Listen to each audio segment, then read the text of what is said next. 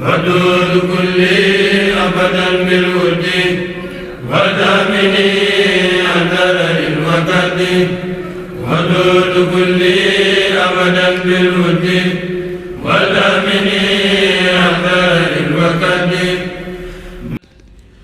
asalaamaaleykum mbokk yi, tey la gaawu ñaar fukki fan ak juróom-ñeent ci weeru baraxlu ci atum junni ak ñeenti téeméer ak ñeent fukk ak ñett ci gàddaay yonent bi sallallahu alayhi wa sallam dëppoo ñaari fan ci weeru avril ci atum ñaari junni ak ñaar fukk ak ñaar fukki fan ak juróom-ñeent bokkul ci lim yu fàtt yi lim bu rafet la. kon tey ci gaawu bi rafet na, li ñu ci gën a taamu mooy ku ca watu. gaawu bu nekk nag des cee tere ak wàccandiku ku ca sangu wala ku ca fóot. ñaanuk bis bi, yow yàlla maa ngi lay ñaan nga musal ma ci ayu lépp loo xam ne def naa ko ak ayu lépp loo xam ne defaguma ko. allahumma inni a'udhu bika min sharri ma amiltu wa min sharri ma lam a'mal. xaddisu bis bi yonent bi sallallahu alayhi wa sallam nee na ngeen woor su ngeen gisee weer te ngeen wori su ngeen gisee weer. bu weer wi nëbboo ci yéen na ngeen mottali limu baraxlu wi fanweer. xaddis bi Buxaari ak Muslim ñoo ko nettali.